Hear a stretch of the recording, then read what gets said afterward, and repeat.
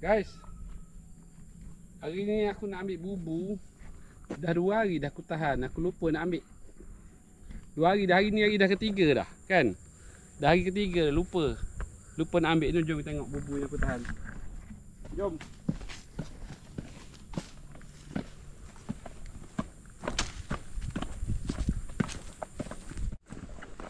Ada ke tak lah, 2 hari dah lupa nak ambil bubu.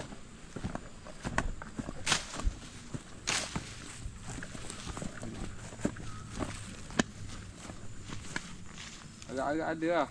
Mungkin ada. Ada tak? Mungkin ada. Ada tak? Mungkin tak ada lah. Ada.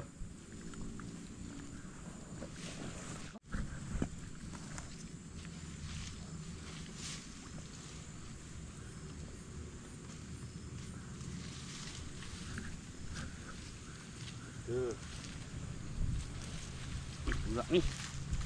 Kenapa berat sangat ni? Oh, rosak dah bubu. Apa rosak? Macam mana rosak? Ada ikan dah. Bubu rosak ke? Oh, bubu sudah biawak langgar. Mana?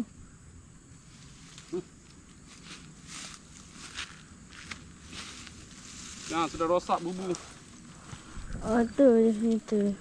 Oh, pecah dah bubu. Masih senang keluar. Ni biawak ni masuk ni. Ada siput. Siput apa tu? Siput. Siput air. Bubu sudah biawak langgar. Boleh kau makan siput air? Mana boleh. Dah siput Aduh. air, dah siput laut boleh je siput laut tu siput air lah. Siput air.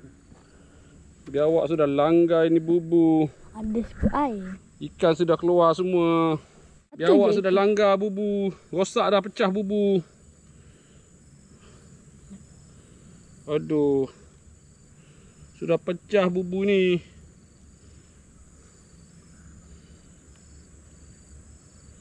Bubu sudah pecah. Ini biawak sudah langgar. Habis patah bubu. Nasib lah. Tak rosak sangat tapi ni je. Rosak dah ni. Boleh ke makan siput air? Tak boleh je kak.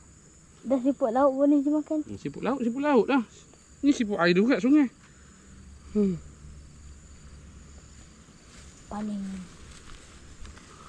Habis tak ada bubu. Bubu pecah. Ikan tak ada.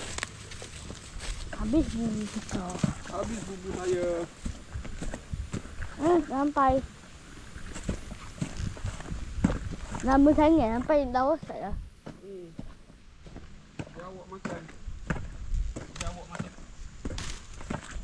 Takkan biawak makan. Biawak makan ikan lah tu. Dia tepu ikan lah. Aduh. Tu lah.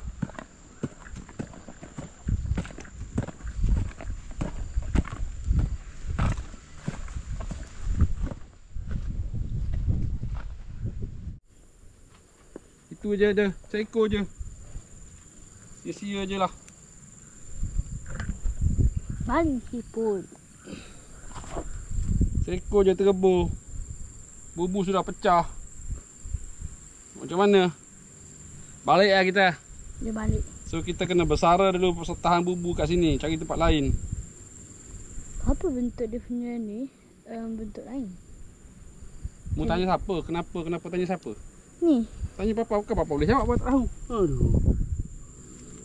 Papa bukan tahu.